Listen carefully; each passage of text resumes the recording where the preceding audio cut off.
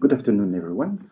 My name is Michel Digarin-Vishatitsky. I'm working for CIRAD based in Bangkok, Thailand, and I have the pleasure to present to you this project called DogZooSEA, which stands for Supporting Research and Laboratory Capacities on Dog-Associated Zoonotic Diseases in Cambodia and neighboring countries in Southeast Asia.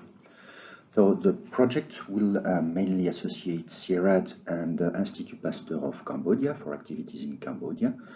But I must mention right now that there is a sister project funded through another source, the joint funding scheme between Asia and Europe, which also associates other neighboring countries.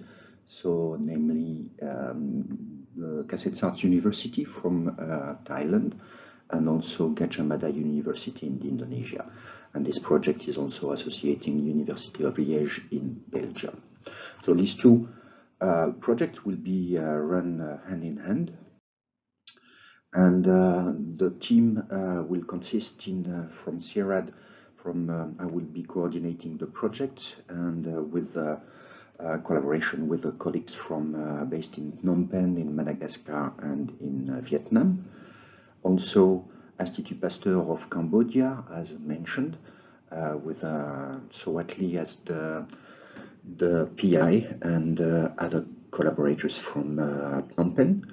koOHSEA University, under the leadership of Professor Anamika Kritriyenkan and colleagues including Serge Moran and Trampot Tinpovong from the Faculty of VetTech, and Gajah Mada University with Professor Artama as the PI and several members of the One Health Collaborative Center in Yogyakarta.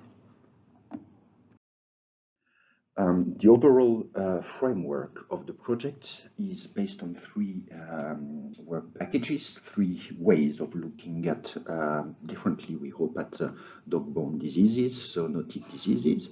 The first one is we'll analyze dog ownership, the perception and management practices by villagers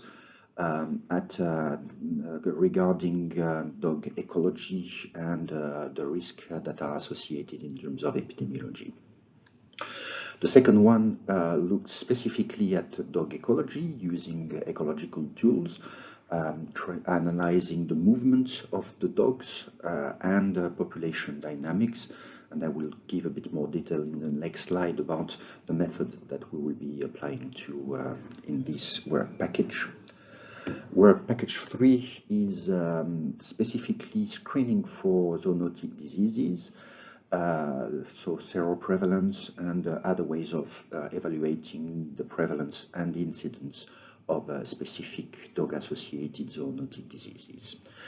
And through these three work packages, we ambition to bring new insight regarding the epidemiology of these dog-associated diseases, zoonotic diseases. And one specific objective is also to try to explore the potential role of dogs as sentinels of the risk for zoonotic diseases. And I'll explain that in the next slide. So our project will be based on four field-based studies and one training session that will be done in a laboratory in Institut Pasteur of Cambodia with the virology department. So the first, as I mentioned, is looking at perception and practices of villagers in specific villages in Cambodia, in Laos, in Thailand, and in Indonesia. And this will be using a questionnaire survey and interviews of key informants. The second field-based activities is measuring dog distribution and population dynamics, and we'll use for that a protocol based on camera traps and short 3 days, 3 night surveys. And it's based on the combination of artificial intelligence to process and identify the dogs on all the images that are taken by the camera traps. And these data sets will be used for capture mark recapture models to calculate the parameters regarding the population dynamics of the local dog population in the villages. The third activity, third and fourth, are actually specifically about specific diseases. So, as mentioned on one of the activities, we'll be exploring the potential use of dogs as sentinel of risk associated with infection by zoonotic vector-borne diseases, namely dengue, Japanese encephalitis, and West Nile. And so there will be sampling of both the dogs and dog owners and describing the dynamics in terms of prevalence and incidence of the paired samples. The last laboratory-based activity will be to analyze, at least explore, the circulation of rabies virus neutralizing antibodies, but in healthy unvaccinated dogs.